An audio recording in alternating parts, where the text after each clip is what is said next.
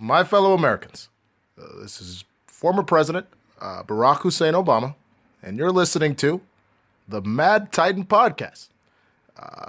Please be sure to support this young brother from Chicago, Jay Washington, because he's a funny bastard. God bless you, and God bless the United States of America. I ignored my destiny once. I cannot do that again. Even for you. I'm the only one who knows that. At least I'm the only one with the will to act on it. The Mad Titan Podcast with your host, Jay Washington.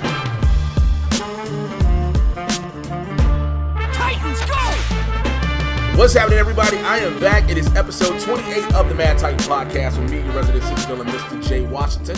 What's going on? Thank you to everybody who checked out 27, man. I think I've got a normal flow going back. Things have slowed down, so now we got the actual week instead of a week and a few days. So I can have this just basically rolled out for you guys. Last week has been crazy. This week, this past Thursday, which is today as I'm recording this, I started my residency, if you will, on Collider Movie Talk on Thursdays. So with myself and Perry Nemiroff, and we always have a different guest. And this week it was Mark Ellis, and it's always good to be back on Movie Talk with Mark. Mark's a good friend of mine, and I'm happy that he's here. But speaking of good friends, I have a great friend with me as my special guest this week. He is my guest co-host. He is a showrunner's assistant. He's one of the writers of Jupiter Jet and Science. He is a host of Geek History Lesson, and he has a new book coming out called Super Soldier, a salute to the comic book heroes and villains who fought for their country. I have been a fan of this dude for a minute, and I'm a friend of him, and I'm happy he's here. Ladies and gentlemen, give it up, Mr. Jason Inman in the building. Thanks, man. I'm a fan of you, too. Aww, yeah, I'm trying to be like you when I grow up. I guess. How's everything been, man? I know you've been super busy. I've been super busy, my friend, and I know that's like the constant thing that everybody in LA says is that you've been super busy. But I will let you know I've been super busy because not only am I doing all this promotion for the book and the live podcast episode and stuff like that. What you did, you and Ashley did, Ashley Victoria Robinson did. How did that go? It went really well. We had a lot of great fans. We had a little interesting discussion. Ryan Sands and Mark Riley joined us. I had a lot of fun with it. We are loosely talking about doing another live show immediately next month in another city that's not in the U.S. So we're gonna see if that goes. And nice. these are gonna be like our little pilots. But man, I finished a script last month, and now I'm trying to bang on another script in less than a month. So yeah, I think you can imagine busy. That is legit busy. 50 pages in 2 weeks, man. Oh God. Jesus. That is definitely busy. And speaking of writing things, I definitely want to first and foremost, before we go into anything else, let's talk about the book. Yeah. What was the concept for coming? You also, it must be known, let people know that you are a veteran. Yes, I'm a veteran of the United States Army. So you are an Army veteran. Mm-hmm. So what made you take the tie-in to your veteran status, the military as a whole, and comic book heroes and villains? Well, so I've always, the last 4 years, I've done this charity drive called the Comic Drive for Soldiers, the John Comic Drive for Soldiers, that I team up with Operation Gratitude, and we send comic books over to soldiers overseas. And the reason I do that is because when I was overseas in Iraq, I got a comic book in a care package. So like for me, comic books and soldiers have always been tied together. Okay. And this was sort of an idea that I've had for a long time. And when I reached out to Mango Publishing with some book ideas, this was one of them. They said, this is the most intriguing one because it's a connection that many people don't think about. When you think about Captain America and Captain Marvel and War Machine and Jon Stewart and Hal Jordan, the list keep piling up. And there's more military, of them. And then when you look at how writers over the years have used the military to explain character beats and character traits and different stuff like that, it's really quite fascinating. Like the one I keep saying to a lot of people is that Frank Castle would be perfectly okay if somebody had just given him a hug and some therapy after his family was killed. That's all it takes. Like he's a classic trauma PTSD case. And the fact of the matter is that he's just decided to call the United States his combat zone. That's the only change of the Frank Castle, you know? And so that's kind of what this book is. This book is take each one of these comic book characters. I don't talk about everybody, of course, but 16 of them. give my thoughts on their military career, what the military says about their stories, and then there's a lot of my own military stories in this. Like there's like little things where Captain America goes on a mission, then I tell you about my mission to Baghdad. Or I tell, so there's so it sort of weirdly becomes a personal autobiography. I can't even say it. Autobiography. Thank you. About my time in the military. Oh man, that's super dope, man.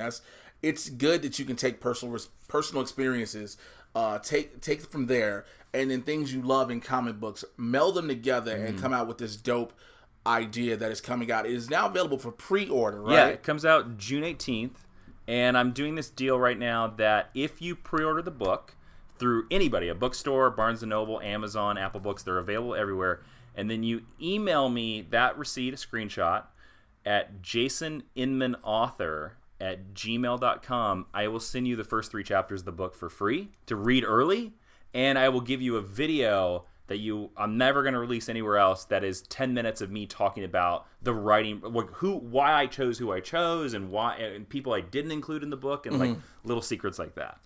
That's dope. So we're gonna repeat that. I'm gonna repeat that again at the end of the show. Yeah. But before we go any further, for those who may be new to the podcast, I need to let you know what this is off jump. So if you're new, I get you caught up on everything that's happening in the Marvel and DC live action cinematic universes. Basically, cape, cows, and masks. That's what I'm talking about. And look, I understand that there's other things, but damn it, I have to limit the scope sometimes. Also, this is Barbershop Talk for Nerds, so we get real raw. We have fun with it. Jason and I have a lot of friends in the industry, friends who work on these shows, work in these projects, and they respect our opinions on it, so we know how to give it. That's why I think Jason is one of the best guests to have. Did I screw up the order of your podcast already? No, Is that what happened? Okay. No, I got a run sheet. I know what I'm doing. I got this. I'm good. Don't worry, I got this. But I always kick it off with Marvel news, because Marvel has a lot of stuff coming. Of course, they are hot off the trails of Avengers Endgame. And one of the biggest things now is we're trying to figure out where they go going forward. And Disney is set to unveil their new slate of films this summer. What do you think we're getting on the slate? Aside pretty much the known ones. I mean, yeah, we know we're getting Doctor Strange 2, which I'm really excited about. I know we're getting Black Panther 2, which I'm really excited about. And are there any other ones? Guardians 3 is the other one. Black Widow. And Black Widow. So those are like the 4. And the Eternals. And the Eternals. Like those are the 5 that we definitely know. So they generally only announce like about 10 in a batch. So there's going to be 5 that we have no idea. I mean, I have no doubt it's Fantastic Four. Like Fantastic Four is coming, but I think it's going to be towards the end of these 10. Okay, right. So it's not going to be in that early. No. I think we're still like 3 to 4 years away from Fantastic Four. We're going to build to it. Yeah. It would not surprise me if one of these movies is called New Avengers. So that's been a big talk because of with the kids and everything and what we've been seeing. Or a lot of people thinking West Coast Avengers. Yeah, West Coast Avengers I think could be one. Although I think they could do West Coast Avengers probably as a Disney Plus series. As a Disney Plus series. Yeah. I don't know, because the interesting thing about Endgame is they literally could go anywhere in the world. It also wouldn't surprise me if they did an A-Force movie. Well, if that happened, especially from what we saw in Endgame. Right, and that was the thing. I think that was the reason we got it in Endgame. By the way, at this point, it is over 2 weeks. Y'all already know how I feel. I don't give a shit. You ain't seen it. That's on you. Like people, what about spoilers? Yeah. And look, we passed this. At this point, we passed $1 billion, so hasn't everybody in the world who's going to see it has seen it already? But I think the reason they gave that scene with the A-Force tease in the movie was to see how it would be received. You know what I'm saying? Because we heard talk about it. And I think it was like, all right, let's put it in this ultra fight scene. Yeah. Let's make it a big moment and see how the audience reacts to it. So I think we would get that. I also think we're going to get another Spider-Man movie in that next slate. I think we're getting the Ant-Man Wasp 3. I think we're going to Ant-Man Wasp 3. And I think Spider-Man 3 is going to be called Spider-Men. And I think we're going to see MCU's version of Spider-Verse. So that brings up a good point, because Spider-Man Into the Spider-Verse, their Twitter made a tweet that said, "See you in another universe." Yep. And a lot of people are like, wait, what? And now we're with the MCU, with the trailer from Far From Home, we're talking about the multiple universes.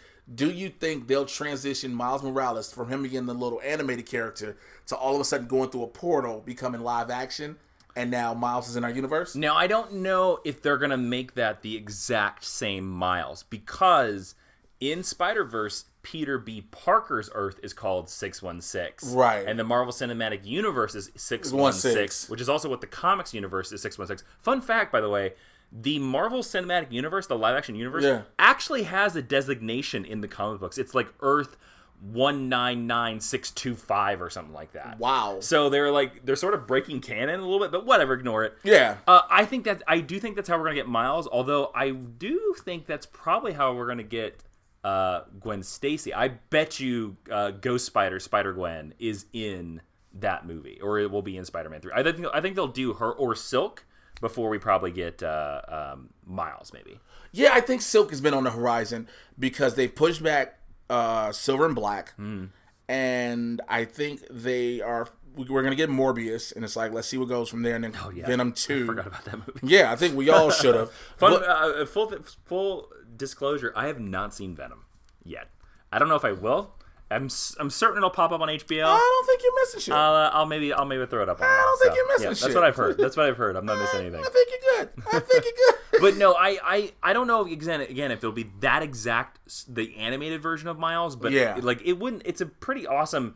To be honest with you, I was post Endgame was kind of like, I could say goodbye to Marvel after this movie. Like, this is a nice close of the door to Marvel. That I don't have to have this. Exactly. Like, there was nothing in that Spider-Man European Vacation didn't interest me. But then when I saw the new trailer and they were like, multiverse, I was like, oh, I'm in. Yeah, I think everybody was like, oh, shit. Yeah.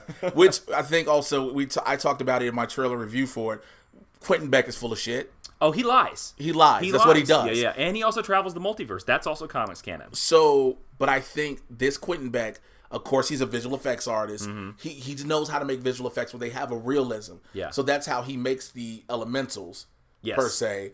And then in the process of trying to be a hero, he's found out. And then somebody was tweeting me and said, well, wouldn't that make Nick Fury look stupid? No, Nick Fury is a genius. He always will have a plan backing up his plan. So that's why he recruits Spider-Man, to have him watch him without Spider-Man even really knowing. And Mysterio fighting the elementals is from Mysterio's very first comic book appearance. Like, when he first shows up, he's fighting like a fire guy or a water guy, I can't remember which, and he tries to convince Spider-Man that he's a hero. See? So we'll see about that. But while we were talking about the slate, speaking of movies on there, New Mutants has been pushed back again. So originally it was on the slate to come out sometime this year when they released their whole big Fox Disney slate.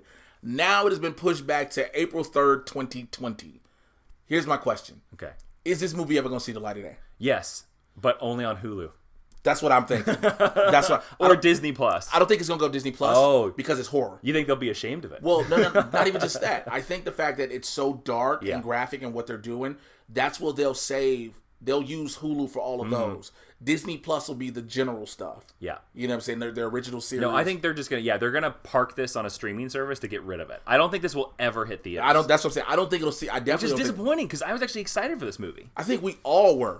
I think we all were, but once you started hearing about the reshoots, which is like, okay, that's normal. Yep. But then you heard there was a delay because of Game of Thrones shooting, but then they managed to get some out the way for Dark Phoenix. Yeah, there's still there's a rumor out that they reshot 60% of this movie. I remember they were saying when they did some reshoots, they did what they could around Maisie Williams with her not being there, and they added Benicio del Toro. I heard they added Antonio Banderas as well.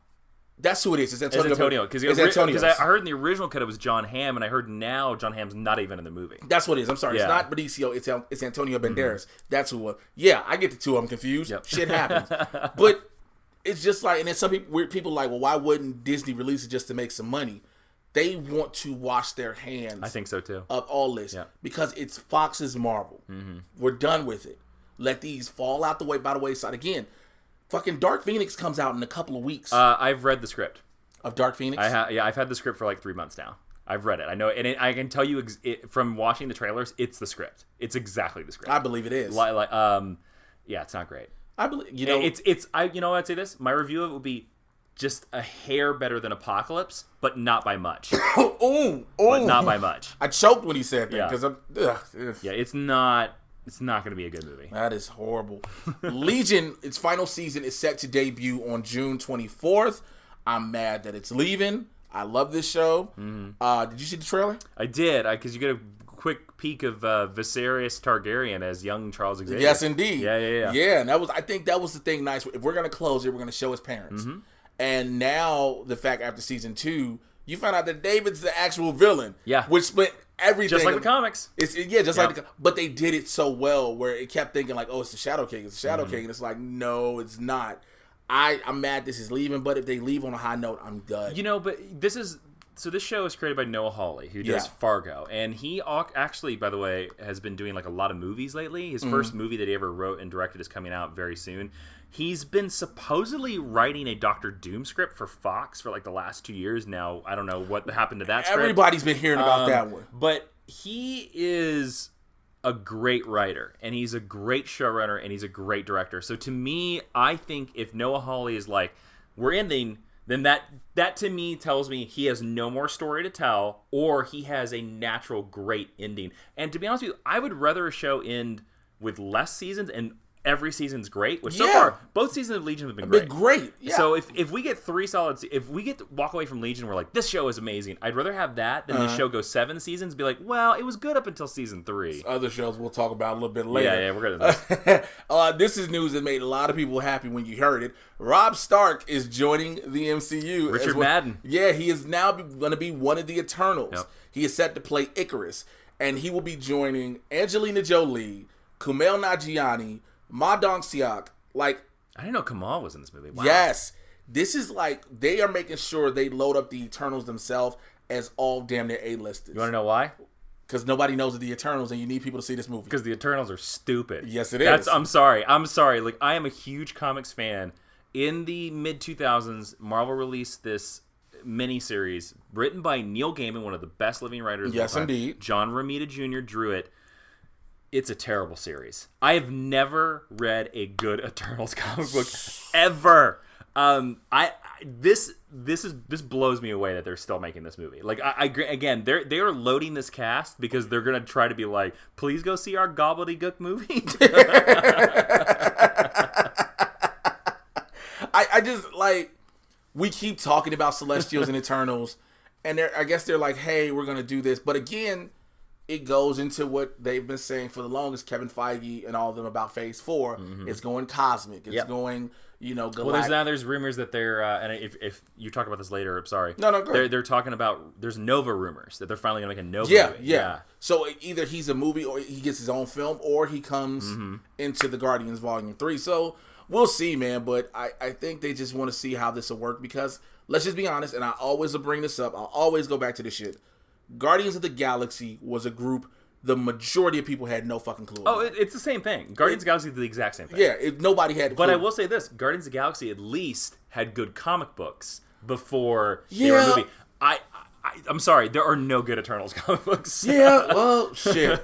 I mean, we all can just hope and pray, right? I mean, I think at this point, that's all we can do. Well, again, there's always, I'm gonna be the antagonist here for this. Even though this is the Mad Titan podcast and you're the Mad Titan, I'm going to be the antagonist. No, go ahead. Marvel will make a stinker. It is going to happen. Even Pixar gave us Finding Dory, Monsters University, and I don't like Ratatouille. Just going to throw that out there. Well, there's a lot of people who honestly don't like Doctor Strange. I hate this. There's a lot of people. Doctor Strange. There's a lot of people who don't like Thor. Thor: The Dark World is considered one of the worst. I would agree with that. You see what I'm saying? So it's not. It's but not improbable. I'm just saying universal. Oh, universally. Yeah, oh, absolutely. Like, they're gonna eventually put one out that bombs. The problem, I just have a the only problem that's gonna happen when that happens is the entire nerd community that's been waiting on Marvel to quote unquote fail is gonna be like, see, it's over. Now they're on a downward slump. They should have ended with Endgame, and it's like, no, it was inevitable. Yeah, it's gonna happen because like they're now at 23 movies. Yeah, well, Spider-Man has 23. 23. Okay, yeah, 23, and so again, it is the end of one story, but this is still one universe. But I will say too, like, I want them. Richard Madden's an amazing actor. That cast sounds fantastic. Yes, it does. I hope it surprises the crap out of me. You know what? Again, you have to put a lot of faith in who they have directing it. Who is directing it? I think it's Chloe. What's her name? Chloe Zhao. Okay. Chloe Zhao is directing the Eternals. The MCU is actually doing something else that is very interesting and unique, and they are opening the doors for representation on every single front. All right. So not only did we get the A-Force team up in Endgame, we now officially, even though the comics has shown it, we have a black Captain America. You love it. Okay, which I'm game. That's my favorite. That's actually my favorite scene in the entire movie is I want to, because I haven't got to talk in game with you yet. Yeah, even though we saw it together. We saw it together. We were sitting next to each other. My favorite moment in all of Endgame is the moment at the end where Cap, major spoilers, we've already talked about this, you've seen it. Yeah. Cap gives the shield to Sam, and Sam goes, it doesn't, seems like it's somebody else's shield. And Cap says, he goes, it isn't. And then Anthony Mackie gives what I think one of his best performances all of, and they hold on it. It's like 20 seconds of him like, he doesn't know what to say, and you kind of feel like even the actor's going to cry, and he just goes, thank you. And my favorite scene. Supposedly, Mackie didn't know. Yeah. It was legit. Because remember, all of them are under the impression of, we don't know what we're actually filming. Yeah. In some points. Mm-hmm. So, they may have filmed a scene where Bucky has the shield. Yeah. And so, it would have seemed right. Mm-hmm. And even when they did the walk-up, when we were sitting there and they were doing the walk-up with Bucky and Sam, and I was like, oh shit, here come that moment. Mm-hmm. And to watch them stand there for a second and have that pause, and for Bucky to say, go ahead. Yeah, I still at the very end was expecting them to give it to Bucky. I was really too. I was But close. I'm happy it's Falcon. I'm happy it's him. Mm-hmm. So also, in Endgame, we had our first openly gay character in Joe Russo in the group. Let's talk about this. Okay, go ahead, give me your thoughts. I'm unhappy about this. So explain why, because I was talking to Perry Nimroff earlier, and we were talking about this on Movie Talk, and she was unhappy about it a bit. I'm unhappy by this because, well, one, we're 22 movies in here. Mm-hmm. We're 22 movies in, and not only is the MCU bad about, it took us 20 movies to get the first female-led movie. What number is Black Panther? Like 18? 17? 18, yeah. Somewhere in there. 17 movies to get the first one led by an African American. Yeah. And now, instead of giving us a movie that is led by a homosexual superhero, you give us a cameo from the director, which I'm fine with. He's actually been in all the other ones. Yes, he has. Others, he's fine. Joe. It's Joe. It's Joe. Yes, I'm fine with that. I'm fine with him having a cameo. I'm fine with him being an M. Night Shyamalan. That's cool. But for them to use this on the press tour as being like, this is the first gay Marvel character, I want to be like, shut up. No, that is a cameo by the director. You don't get to hang your hat on that. Now, I agree with that. You can hang your hat when you make a movie starring the first gay character. I agree with that. Don't try to push the movie based off that, because again, it was a cameo. I do appreciate why he said he did it. Because I appreciate that too. He said because he has a gay best friend, and it's a nice scene as well. And it's because it flows organically. Yep. There isn't no, oh, you're gay. Mm-hmm. Steve just goes with it too, like, yo, we just gotta live our lives. My big problem is that they've decided to use this as publicity. Oh, that's an issue. My problem. Of course. Yeah. Now that is definitely an issue. Mm-hmm. But on the heels of that, they are going to introduce their first openly gay major character. Who is it? They haven't announced yet. Okay, let's think about this. So, while you think, rumor has it that in the Eternals, one is going to be openly gay. Well, that makes sense. Rumor has it. So, if they don't do it in the Eternals, then you could turn around and say, well, who in the MCU will they make it? Well, the problem is that just in Marvel Comics, there aren't a lot of gay superheroes, exactly. Which sucks. Which makes me think that they'll retcon somebody. And that's what I'm saying. So, it's going to be, we already know that Valkyrie is bisexual. Yeah, it's already been established. Uh-huh. The possibilities are Bucky. Okay. Falcon. Captain America, because we've never seen him have a relationship. That's true. It could be Falcon. Captain Marvel. That's true. Well, let me ask you this. Go ahead, because this leans more on you. Mm-hmm. We just made Falcon Captain America. I think would be over. Yeah, I already know. We just made a black man Captain America. Do we want to also make him gay? No, because I think we're just trying to double up and say we covered all the bases. Real quick. That's what I feel too. Yeah, I don't want them to do that. Bucky's an interesting. Bucky's choice. the one that works for me because here's the thing. Now, it changes nothing about his character to make him gay. It changes nothing. And I was talking to Winston A. Marshall about this and a couple other people. Mm-hmm. When people start trying to ship characters that don't have a relationship, like everybody kept saying, oh, there was sexual tension between Bucky and Captain America. Yeah. Steve's whole focus had been Peggy, no matter what. Steve wanted Peggy. Now, we don't know if Bucky wanted Steve. So if that be the case, then it's understandable. You see what I'm saying? The tension isn't the way some people make it seem. So do you think all the girls that Bucky had in First Avenger were his beards? Could be. Because remember the time of year. They're in the 40s. The 40s, yeah. They're in the 40s. That's true. So they could have been. I would rather, to be honest with you, they introduce a new character. And that's why I'd rather you just introduce... But that is the thing. Like, many of... There aren't... Like, the only one that comes to my head, just off the top of my head, is North Star. And he's a mutant. And he's a mutant. You know what? Marvel, like, this is the MCU, where they take wild chances and they throw darts. You know what they should do? Wolverine's gay. I think a lot of people just have said park that. it. Wolverine's gay. But I wouldn't mind that. My only issue is for them to make the announcement about that, knowing that the X-Men aren't coming in for a long ass time. Yeah. A very long. I know, but that's what I'm saying. Like, that would be like the ultimate MCU move. It's like, our Logan, gay. And then just, he's going to be in the movie soon. And just keep going with shit. Yep. And everybody's going to be like, Yeah. So when does he get his movie? Yeah, exactly. When we finally cast him. So, it's just those little things. Like, I hopefully, if it is a character in the Eternals, cool, somebody new. Let me ask you this. Johnny Storm in the comic books, classically a player. What if they flipped him gay? I don't think it'd be anything wrong with I would have no problem, and that would be an interesting twist because we've already seen two Johnny Storms, one played by both Johnny Storms are now in the MCU. Yep. Michael B. Jordan and Chris Evans. They were both the players. Playboys. Yeah, like, so flip it. Let's see a different Johnny Storm. I wouldn't mind it at all. Just don't do what you did in the Fan Four Stick, where you had the weird adopted brother and sister that just was like, oh, we really just gonna push something in the middle. They should have just made Sue Black as well, I thought. They should have just called it a day. That was you try again, you're forcing this whole that's something that didn't have to happen that way. Just make Sue Black call it a day. Yeah. It would have made just so much more sense. Because the dad, Reggie Cakey, played Johnny Storm's dad. So just make Sue Black. Also, at the same time, I would have been, in that movie, I would have been fine if they just never mentioned the parentage, because there's nothing to say that their mom wasn't white. There absolutely like, isn't. but they had to, like, insert that line in there that she's from Kosovo, and you're like, no. Let's not do this. Yeah, I sometimes they do those things, and I'm like, that's unnecessary. Like, we would have gone with you on this one. We would have rolled. That's another thing I have with certain shows, and I'll get to it when it comes to when we talk about DC, but certain shows, it's like, we're already with you. Yeah, you don't have to hold our hands. We're with you on this. I have not caught up much on Cloak and Dagger like I wanted to, and I was so into the beginning of the season. My schedule has not allowed me to, so forgive me. I will catch back up. Agents of S.H.I.E.L.D. premieres tomorrow, and it's crazy because I have access to Disney ABC Press. So you've already seen it? I have not. Oh. They have not put it up there. Oh, weird. I've heard some... No, you might know more about this. I have a friend that's very much an Agents of S.H.I.E.L.D. I have not watched Agents of S.H.I.E.L.D. since season 1. I've heard... I read an article that I want to say Jeff Loeb said that they're just not going to acknowledge... No, they're not acknowledging... in-game at all. No, which is so... Which seems crazy to me, even though I heard it's going to take place like 1 year into the 5-year gap. Yeah. I don't know.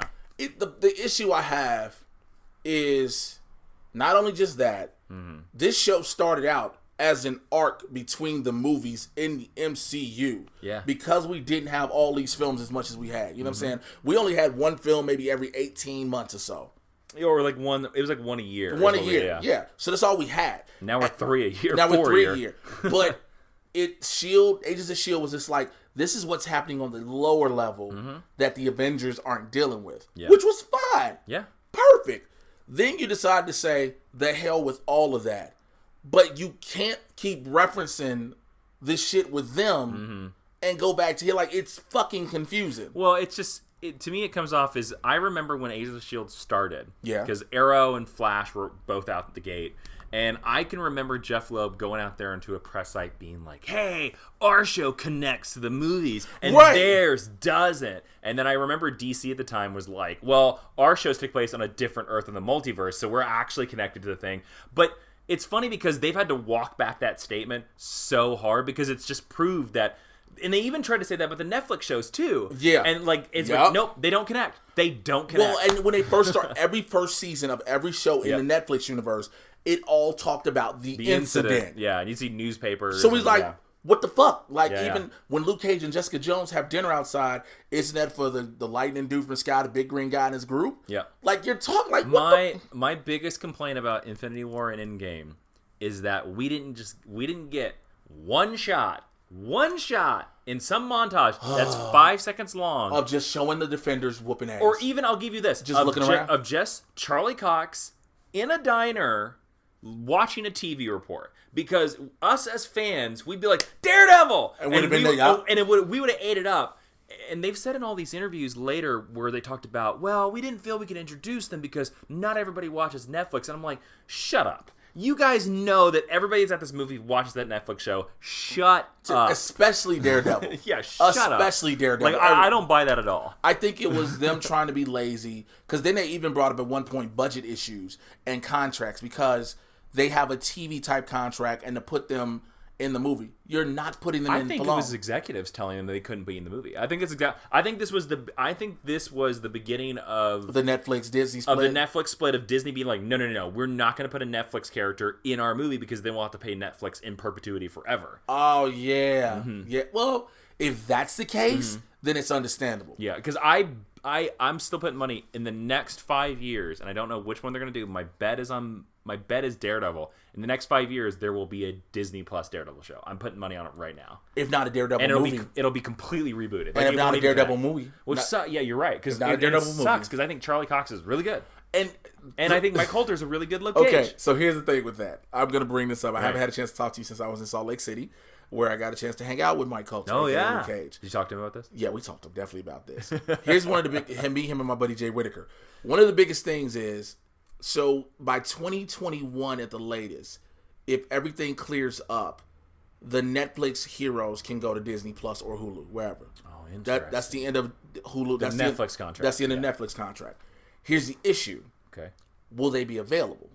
The only one that question really applies to is Mike. Okay.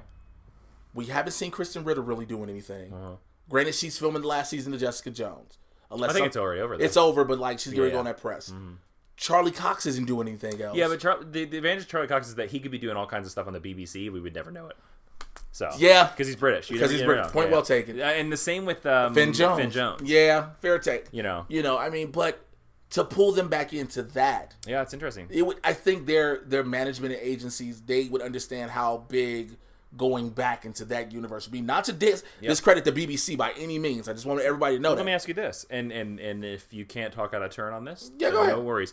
Did you get the impression from Mike that in 2022, if Disney Plus made him an offer, he'd say yes? That he's open to it. Yeah, and again, it just depends on his scheduling. Okay, if he's available. God, he's such a good Luke Cage. And I think that's the thing. It's just about availability, which I completely understand. Do you think they would go back to them, or they just recast? I think they'd recast. I think they would, unfortunately. I think they'd recast. But I think the problem is you don't want to keep rebooting stuff. I mean, they've done it to Batman. but that's Batman. That's not Luke Cage. But no. This is why I say this. You don't want to keep rebooting characters because now you're establishing this universe. No matter what Jeff Loeb, all them said at first, these have been your characters. Sure. We have come to grow and love Charlie Cox as Matt Murdock and Daredevil. We have come to grow and love Kristen Ritter as Jessica Jones. Mike Coulter as Luke Cage. Finn Jones is completely sacrificial. Yeah. Like, we can... Yep. I mean... We don't need him. We don't need him. It's not that hard to replace him as Danny Rand at all. But to sit there and say, okay, we're redoing these, but now we have a whole new group to be these defenders. John Barenthal as the Punisher. Man, he's such a good Punisher. You get what I'm saying? He's such a good Punisher. And you say, we're recasting this entire lot, and now the supporting characters, you can do whatever you want. But we're recasting this lot of these main characters. Now you're like, well, what the fuck? Yeah. Now I got to get attached to new characters? Well, see, here's the crazy thing, because again, remember back... And I understand they're doing it with the X-Men. Let me say that first and foremost. Remember back all those years ago when Marvel put Inhumans in their movie slate, and then that just never happened? Well, because of them giving it the TV show. Well, they decided to, they kind of just put that as a placeholder. Like, Marvel will announce these slates, and they don't exactly follow them. Oh, of course. So they could announce a movie in this next slate called Champions, and it comes out in 2023. And it'd be Defenders or something like that. And it's Defenders, or Heroes for Hire. Or something like that. Or even Marvel Knights. Well, again, they're going to announce this summer, their slate.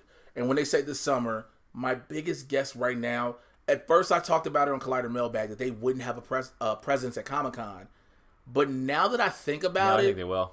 Now with the whole Disney Plus coming and all this, it would only make, and them owning the year. Yeah. They own this year at the theater. Look, some people may be saying they don't. Disney owns 2019. I mean, for all good and a lot of bad, Yes. Disney owns this year. Like, partly because Disney's releasing so many I mean, just in the next 2 months, how many movies Disney's releasing? And now with the acquisition of all the Fox films. Yep. And having Star Wars, having Marvel. Yeah, just May and June, it's Endgame, it's Aladdin, it's Toy Dark Story. Phoenix, Toy Story 4, and Lion King. And then Spider-Man. Which is a Sony one more so, but it's still in conjunction with Marvel Studios. They still get some. They get get money of that. I mean, Sony gets more of it, but yeah. But, so that's like Disney owns this year. So for them not to have a presence at Comic-Con, granted, most of the stuff will be out. But again, we're still looking forward to... Yeah. Because now they own Avatar. And I just... they own Avatar too. Once I realized they dropped the slate of what they had, and they sent to the press release, untitled Avatar movie and dates, and I was like, oh, fuck, they do own all this. Which is scary. Well, it is scary because now Disney owns 25% of Hollywood, which is insane. And also, I think as two creatives, it's bad for us because it's executives not wanting to open the field. You want all kinds of competition. You don't want just one studio. And now you just want to where like we have who we're using and that's it. Nobody else. If you're in this, you're in this. We'll shuffle you around to different projects, but we're not going to bring anybody new in. Once you're in our system, you're in our system. That's pretty much all we got for Marvel news. I don't have much DC news, but I do want to talk about this one. Yeah. Batwoman has officially been ordered to series. That didn't surprise me. You know what? So granted she was seen briefly in the crossover. That was her backdoor pilot. Yep. That was her backdoor pilot. They said they were shooting a pilot. I don't think they were shooting a pilot. They were just shooting episode 1 of the series. As far as I know, from everybody I talked to, some people that actually worked on the pilot. I think they shot it like a month and a half ago. I guess they shot the pilot per se, but it was more so like The Flash when you did the episode in Arrow. That was his back. That was his backdoor pilot. Yeah, of course. We get the first episode of the series. It's gonna be called the pilot, but you know what I mean. Yeah. And a lot of the listeners know as well. But again, I'm not surprised. And she does make history as the first openly gay superhero to have a television show. Great, that's which awesome. Is fine. Let's do that. Also a veteran. Ruby Rose is a veteran? No, Batwoman. Yeah, Batwoman's a veteran. Yes, she is. Yeah. So, I talk about her in the book. See? Yeah. Make sure you pick up the book when it comes out. When it comes out on June 18th. We always gonna drop them plugs in there. Let's talk about some of the shows in the Arrowverse. Sure. Legends of Tomorrow. I know you and I personally have talked about this, you, I, and Ashley, and you all are like, I just don't know. I love Legends of Tomorrow. Yeah. Because Legends of Tomorrow is like one of the only comic book shows that knows it's a comic book show and leans into it. Oh, it gives no fuck. There's no rules. It gives no fuck. And like, this is the Constantines. I love Matt Ryan as Constantine. He is the greatest Constantine. Yeah. Like, I thought Keanu Reeves couldn't be beat the way he played it. But then when I saw the old NBC series and they put him on a little constraint. I mean, I don't think they're going to do it, but like, it was my hope that this season of Legends was going to be a backdoor pilot for a new Constantine show. Because they brought him back on, what is it, CW Seed? They did an animated thing on CWC. And they brought back the animated and you can watch the old TV show. You can watch the old TV show. Yeah, but I still hope, like, I think a Constantine show with Matt Ryan would be killer. Oh. I mean, put it on DC Universe. Or you know what? Give us a 2-hour movie. Direct to DC Universe. A 2-hour movie. I wouldn't have a problem with that. I would watch the hell out of it. Also, like, I'm going to be mad if this Constantine doesn't show up in that Swamp Thing show. You ain't the only one. Yeah. You are not the only one. Yeah. Do not tell me this shit. No matter what time it is, this Constantine needs to show up. Don't bring another Constantine in there. Like, you cannot beat Matt Ryan as Constantine. Like, he's so good. And, like, so for all its ills and faults of Legends of Tomorrow, it's so silly and it has Constantine. You cannot beat Constantine. Which he sent himself to hell to try to save Ray. Oh, I'm behind. I don't know. Oh, yeah. You haven't seen that. Okay. Yeah. So basically, it's all the whole Neron thing. The demon. I love... Neron is such a dumb DC villain, but Legends of Tomorrow is the type of show that can redeem him. Oh, they did. They're making him a demon that acquires different people's bodies. First, he had Constantine's ex-lover. Yeah. And now he has Ray Palmer, which I believe now that's how you're going to get rid of Brandon Routh on the show. Oh, interesting. Because... here's one of the things I had a small issue with Legends. It is a superhero show where we really don't see superheroes. No, not really. You know what I'm saying? Like, Steel, Nate doesn't he just recently started becoming Steel again. You haven't seen it. His costume is real stupid. Yeah, it's fair. It's really stupid. They should have burnt that shit. Yeah. Ray never becomes the Atom anymore. I actually like the Atom armor in that show. I didn't mind it. Yeah. It looked practical, like Designed it could be by real. a good friend of ours, Andy Poon, who is a great. I have interviewed him before. Mm-hmm. You guys can check that He's out. so awesome. Go follow him on Instagram. Please follow him. He'll show you all the concept stuff. The Batman he's done, and He's so much designed more. his new Batman suit. Oh, it's so amazing. But yeah, so he worked on Batwoman. Yes, he did. Yeah. Yes, he did. And when he designed something, I'm like, yo, can you just send it to me first before you tell everybody the world, so I can be like, yo, wait till y'all see this suit. Yeah. Because I would like to be surprised a little bit. Speaking of suits, let's go to Arrow. Can I ask a question? Yes, you can ask whatever you want. How is it that Oliver always has these delusions and Tommy just keep being the one coming back? Oh, yeah. Well, especially since this one didn't really matter. It was just Tommy yakking at him for an hour, and then like the last time Tommy came back was the 100th episode, and then the time before that he comes back in the second episode when Oliver's poisoned, and it's one of the best episodes of Arrow. And this one I was like, God, you guys could have done anything else with Colin O'Donnell. Like, what are you doing here? I'm like, I don't get it. So I'm like, I don't get it. You're gonna use him to keep teaching Oliver lessons, especially the Miko storyline. Doesn't it make more sense that he would have seen his dad? That would have been the perfect person to see Robert Queen. Because seeing Tommy, I get where he tries to use the parallels with fathers, but in this situation, your whole thing is about your father. You need to see Robert Queen. I wonder if that was Stephen Amell saying, "Oh, I want Colin O'Donnell back," because he's a friend of mine. Yeah, but Jesus Christ, it was not a great episode. And when you happen to be a producer on the show, you know you can make that call now. I guess. The whole Emiko still knows where the bunker is. Like, they ain't fortified this damn place or nothing. She just come down there like Felicity. No. I'm gonna ask you this, and this is you've watched our review. If you watched any of mine and Ashley Robinson's reviews on YouTube about Arrow, we've been having a lot of problems with Arrow, and our biggest problem with Arrow is, and I'm gonna ask you this to make my point. What's the theme of this season of Arrow? What's the theme of the 7th season of Arrow? What is it about? I don't know. And that's the problem. I don't know, because I'm like, is it about Felicity being pregnant to have Mia later? Is it about the team now working with the police? Is it about Oliver's relationship with his sister? Yeah. That's the problem. That's the problem. Because, like, think about it. We had this prison storyline. We had the Longbow Hunters, who we've forgotten about. Man! Yep. We were in prison for 8 episodes. We forgot about the Longbow Hunters. We just introduced them real quick and got done with them. Diggle introduced a new Suicide Squad. They're gone. We had Dante. He's dead. Real quick. Which was crazy. Yeah, like, we had this stupid future storyline that doesn't matter. Which, I don't, like, if it would have led to something not knowing that Emily Bett Rickards was gone, it'd be a whole different ballgame. But now it's like, she leaves after this season. What the fuck are y'all talking about? Yep. Okay, we see you brought back Connor Hawke. Cool. Yeah, but he's not really Connor Hawke. But he's not really. He's Bronze Tiger Jr. Yeah, he's really.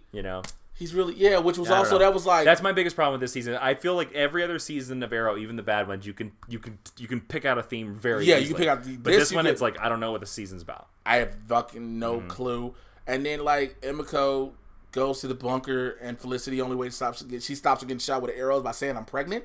Yeah. Let me tell you something. Anybody that's really ahead of a murderous crime syndicate like the Ninth Circle, why would you care? The last thing she's gonna give a shit about, why would you care? is a baby. Yep. Like, everyone's like, what do you mean? That's the last thing she cares. Yep. Especially if she wants to hurt her brother. Yeah. The only thing I've been happy about for this season of Arrow is that a friend of mine is the guy who wrote Green Arrow that created the 10th Circle and Dante. Yeah. And I just hope he's been getting some nice royalty checks. I mean, that's always a good thing if you're just getting those. Answer this question for me. Is the SCPD not the worst police department in history? Oh, no, they are. They stay getting... They're worse than Gotham. The SCPD stays getting slaughtered. Who the fuck is signing up to work there? Yep. Every time you look up, it is mass murder in police station. One of my least favorite episodes of Arrow this season was the one where the vigilantes were getting trained, and they were doing that training in the bullpen. Like, they were running jogging laps in the bullpen, and I was like, look, I get this, you guys, this is your only set, but like, go out to a high school track for God's sake. They're all over Vancouver. Also, and that's another thing too. If you watch all of these shows frequently like we do, you will realize there's a common theme, and that they share the fuck out of sets. Yeah, you spot them real easy. You can spot jitters from the Flash. You can spot when you're in the CCPD and that little outside way when they're used in both shows. They are using both shows. And it's like, I get that these are set in quote-unquote different cities, but make them look different, not noticeably the same. Another one that was recently was when Barry and Ralph went to that weird underground thing, the black market. Yeah, we'll go, that was the same underground black market in the Flash Forward. It sure is, yeah. I was like with Goldfinger. Shouts out to the homie and the homie Damien Poitier. Yeah, he was great. I hope they bring him back. He was great in that. But yeah, I just don't understand, like, the SCPD stay getting murdered. Yeah, why nobody would join up for that? Yeah, why? Yeah. You would praise the vigilantes at this point, like. And they could have done an amazing arc this season, because the storyline that I've liked the best of Arrow this season is Green Arrow getting his team deputized. Because I like the idea that the vigilantes graduate, and they could have made this interesting storyline where his team graduates, they all have badges, they can arrest people now, and that sort of creates this upswell where people are like, oh, I want to join the police because this guy's been saving our city for 7 years. You know, and if he's on the police, I'm on the police. Well, I kind of knew the way the show goes. I was like, this deputization and this partnership was not going to last long. Yeah. And, how does it die off? Half the police force dies. Mm-hmm. And I'm like, first of all, again, where you all have been through this with the undertaking, with the Mirakuru soldiers. Why the fuck is this police department not fortified? Right. You know what I'm saying? Like, this shit happens. Every May, shit's going down. Every May. So, like, what type of calendar do y'all have to be like, man, fuck, I should go on vacation? Yep. Why? Y'all ain't gonna be here when I get back. What you mean? I do love, there is a season, I think it's season 4, when Quentin says, like, he says this line where it's like, why is it every spring that stuff goes wrong? Yeah, because it's the fucking truth every spring. So I was glad that the show winked at it. It is very true. Now let's go on to the last show on right now, and that's The Flash, the show that I really have become so depressed about. Oh man, do we have to? Yeah, we just got to go through it real fast, all right. Okay? Jessica Parker Kennedy is such a sweetheart. Mm-hmm. But god damn it, this Nora angle is getting so boring and played out. You want to know why? Because every episode, and you can track it if you watch it, every episode is Nora acts like she's 12. Nora's 22. Yeah. She acts like she's 12. She does the thing that Barry and Iris tell her not to do. She does it in every episode. And then at the end of the episode, she's like, oh, Mom and Dad, you were right. I'll listen to you. And then the very next episode, she does the thing that Barry and Iris... So she has no arc. Every episode, she's going back to scratch. And you're like, you're not 12. You are 22. Stop. Get your shit together. You are a professional. We've seen the episode where you have a job. Which also, like, you are a professional. This is a job. You should know how to do this shit. Yeah. And it's like... What? I get that you don't understand how to be a superhero. Like, because this is the first time you've ever been a superhero. That's fine. I'll give you that. But, like, you just don't know how to be an adult. Yeah, more than anything. Joe got it. So they decide, we're going to get a cure to all the metahumans in the city. Well, all of a sudden it's like, Cicada can kill all of y'all. So... want to take this cure? Yeah. You kind of saw that coming as soon as they gathered. Oh, here's the weird thing. So they're like, they told all the metahumans in the Central City, they're like, come to our headquarters, and then they just keep them in the lobby. You thought that shit was gonna be normal? Like, half of them were criminals anyway. By the way, like that was a little bit of the episode. There's this show wearing its production on the sleeve, where you're just like, come on, guys, like, go find a gym somewhere. Yeah, don't put let these people sit down. Give them some coffee, for God's sake. Well, I think this is the episode, because this was the penultimate. This is the episode where we finally give Ralph Dibny real credit of being a detective, but brushes him off at the same time when he was... sorry to interrupt you. No. I was going to say, that is something this season of The Flash has done right. Ralph's character arc this season, Ralph is awesome this season. Yeah, way better than last season. And last season, he was like the most annoying character in the show. Yes, he was. This season, I love that they keep giving him deference for how good of a detective he is. And when he looks at the picture and he's like, wait. Yeah, he figures it out. Yeah. And the fact that we don't... He gets to the... When he kept saying Thawne's plans have plans. And again, Grant Gustin, Barry Allen. I have my own personal Grant Gustin feelings. You already know that. Yeah. Barry Allen's like, hey man, this is my way. We're gonna do this. Like, yo, you don't even get shit right, bro. I will tell you this. So I've seen the finale of The Flash already. Yeah, I've already sure. seen it. There is an amazing Ralph moment in the finale, and he gets an amazing moment, and Sherlock gets an amazing moment in the finale. They both do. Okay. They both serve very well. Speaking of Sherlock, Tom Cavanaugh. Yes. I don't like this version of Earbot Thawne he's doing in prison because it's just so little speedster. All that I'm like. Have you noticed how over the course of 5 seasons, his Eobard Thawne has become more and more whispery? Yes, it has. In season 1, he didn't talk that way. He just talked like normal Tom Cavanaugh. But now he does more whispers. And it's like, why is this doing this? I'm evil, Nora. Like, yeah, he keeps whispering and whispering and whispering. Are you? So we're gonna have season 6. We know this Yep. because we got to go into Crisis on Infinite Earths. Do you want another Wells, or would you rather this just keep Thawne and let's go season 6 with just Thawne? Oh no, we're gonna get a new, and this is no spoilers. We're gonna get a new Wells because they basically said. I mean, look at it. To me, my favorite Wells was Harry. Yeah. The I Earth loved 2. it. Yeah. And we got him in season 2. Then he went away. Then he Came came back. I've been told that Tom Cavanaugh prefers to play a different Wells every season than play the same Wells. So Okay. to me, I think we're gonna get a new Wells. I don't know what it is. Okay, well, I think no matter once HR died, I was like, oh yeah, we're gonna get a new Wells every season. Yeah. But I have made this prediction on our stuff, and I think in Crisis we're gonna get a scene that is the Crisis on Infinite Harry's, and it's every Harry. It's every Harry we've seen, even the Council of Harry's, and then 30 more. And it'll just be like a quick montage of Tom Cavanaugh like doing one line as like whatever the hell he can come up with. Real quick. Yeah. I can see that. I will say this after watching the end of this past episode. Yeah. BC on the recent episode on the 27th, I think it is. I can't remember the number. On the 27th episode last week's said, what if Thawne was the big bad for next season? Wouldn't you want to see that? I was like, kind of no, because we've already done it.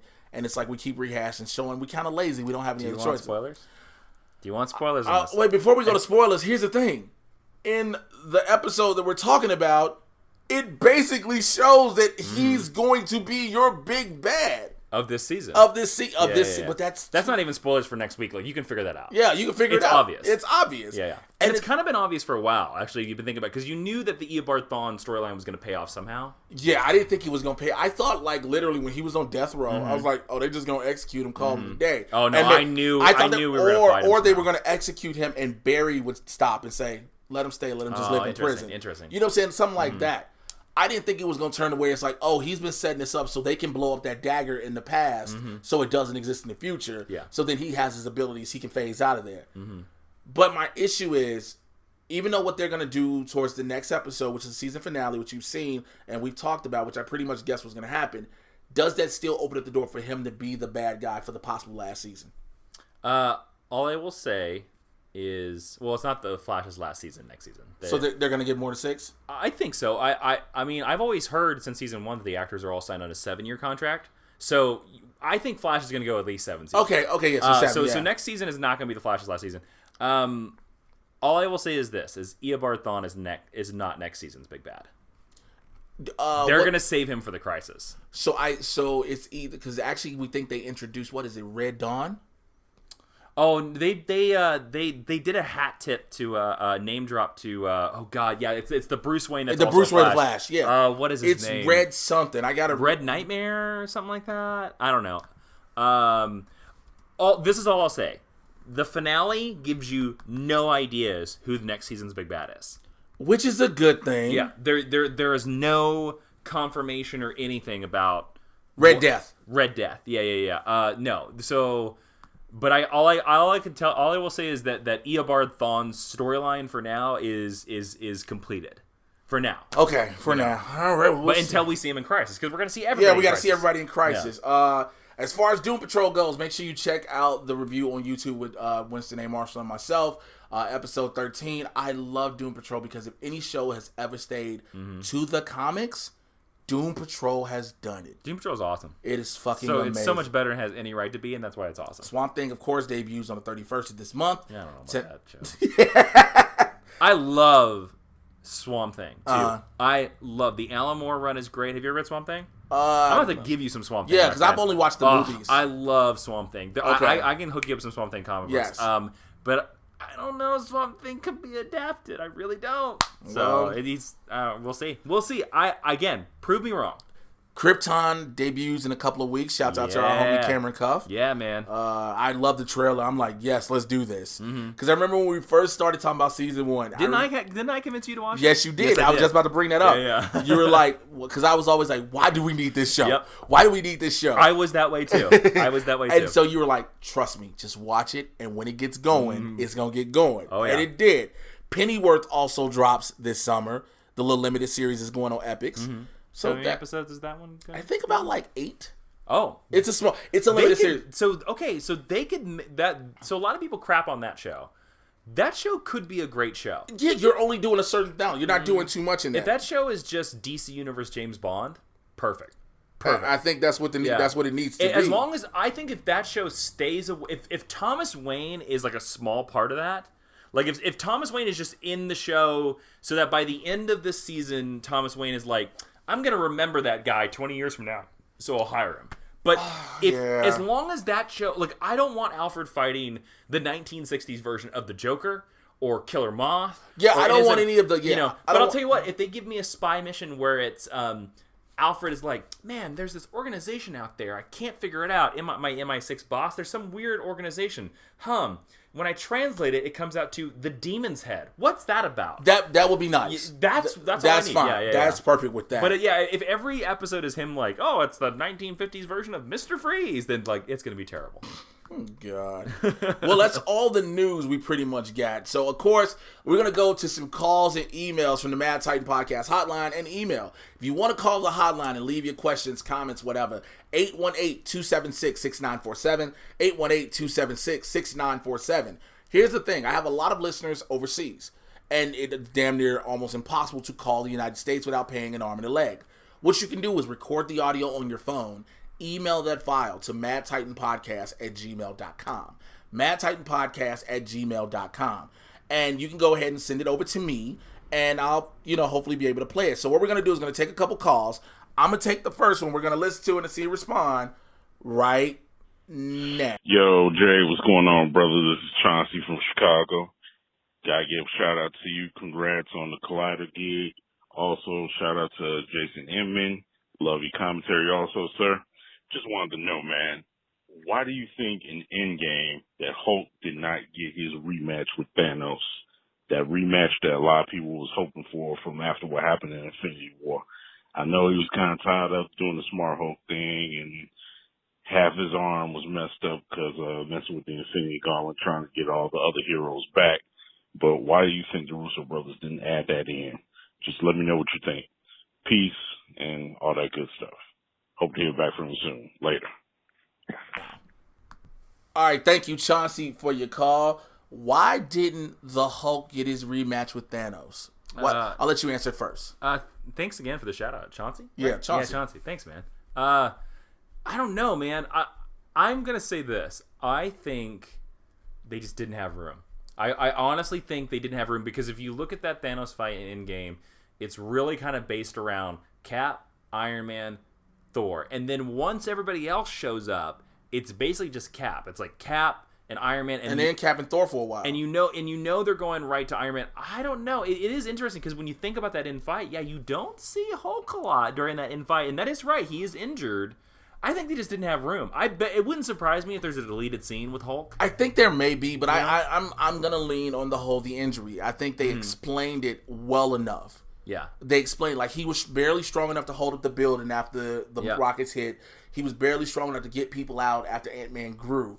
So it was again enough for him to be able to do it with one arm. Again, he was hurt bad. And the moment that he actually brings all the people back is a big moment. Is a very big moment. So maybe they thought that was enough, that they didn't need to feature him in battle as much, because especially since we're going to bring back the 50,000 other people that were snapped away. We're going to make the most expensive scene in movie history. Yeah. So maybe they thought that his snap of saving everybody was enough. So yeah, I think that's probably it. Again, deleted scenes we'll probably have to see when the Blu-rays come out, or if the Russos answer some more questions about it. But thank you for your call, Chauncey. Let's go to our next caller right now. Yo, how you doing? How you doing, Jay, man? This is Trey F. Kennedy, man. Just want to, leave a good comment, man. Huge fan of you from Collider to the Mad Titan podcast, man. Just want to tell you, keep going, man, and we appreciate you for the culture. And Hell Hydra. All right, well, thank you, Trey, man. I appreciate that, bro. Thank you for the support, man, especially with everything. It means a lot, man. I'm just trying to – everybody who knows me knows that on top of being a nerd, I even talked to Jason and Ashley about this. I am always going to be that voice to represent for the culture because we don't have it that much in this industry, especially, it's one and done. Even when it comes to women, other people of color, it's like, we got one, we're good. Yeah. And unfortunately, that's not how it should be when we should be represented all the way around. And so as long as I'm given the opportunity to and I know how to make my own opportunities, I for damn sure will keep doing so. So I appreciate that much. At the same time, I'm also going to report you for being part of Hydra. Hey, you mind your own damn business, Cap. Thank you for your call. We got a couple of emails. So here's the first email. It's from Lance Gatling. Lance says, "What's up, Jay? Can we talk about the badass that is Scarlet Witch? She went 101 with Thanos in Endgame, and I feel like it has been overlooked. Not only that, I don't think it was discussed enough from Infinity War how she held Thanos off and destroyed an Infinity Stone at the same damn time. Keep it the good work, Jay. L Boogie at L Boogie 5 Cut on Twitter." Lance, I appreciate you. Look, I made a meme about it. I didn't put it in context. What's the name? I did the meme. It just had Scarlet Witch on the top, and it had Chris Bosh at the bottom saying, "I don't even know you." I think we never have given her real credit, especially from Infinity War, because not only did she hold Thanos back while destroying the stone, she had to kill the love of her life in the process. Then watch him die all over again. Yeah. So that is an incredible amount of strength. I don't think we talk about it much in that because in the WandaVision series, I think we'll explore that more. Your thoughts? Yeah, like she's gonna get a whole TV show to rebuild her love. It again, like her not being in battle is a product of they just didn't have enough time. But the interesting thing is that she is just like Captain Marvel. She was powered by an Infinity Stone, which is the other reason why I think she's like super powerful. So I think that's another thing to just think about is that if you're powered by an Infinity Stone, you're going to be super powerful. Yeah, yeah. See, it's her and Captain Marvel. Who else? Like the Spectre, like she got her powers from the Mind Stone. Yeah, from the Mind Stone. And Captain Marvel got her powers from the Tesseract. That's it, right? Yeah, I can't think of anybody else. Yeah, unless Doctor Strange somehow can still manipulate time without the Time Stone. No, I probably not. Because Doctor Strange is a human that can funnel magic through him. Yeah, but he's not actually a metahuman. Yeah, this is true. Yeah. So thank you for that, L Boogie, man. We got another question. It's from Joseph Ashley. Joseph says, "What do you think of Nora Allen on The Flash? I thought she was a grown, smart woman with degrees, but she acts like a teenager. Is it crappy writing, or the actress is doing what she was told?" We just discussed this earlier. It's a little bit of both. It's a little bit of both. Yeah. I mean, it's some of the lines you can't improv lines on a professional television production. You can improv a word or a small line here, but those lines are coming from the writers. Now, at the same time, directors might be telling her how to play it. Yeah. I don't know. I'm not enjoying it. We talked about this a little bit. Yeah, we did. And to be honest with you, the Nora Allen storyline could have been really good. I thought they were going to have her play the the twins. I thought so too. It seemed I thought the villain of the season was going to be her brother. Yeah, I thought they were going to have her do that. But, again, I think Jason just said it best. It is a combination of both. And they haven't said anything about upping her to series regular for season 6. So possibly she goes home at the end of the season. Yep. Jason knows. I'll confirm it for you off mic. Okay. So we'll see. But man, thank you to everybody for your emails and phone calls. Again, 818-276-6947, 818-276-6947, or email me, madtitanpodcast@gmail.com. That is about everything I've got for the week. First and foremost, Jason, bro, thank you so much, man. Always. How do we do this? I don't know.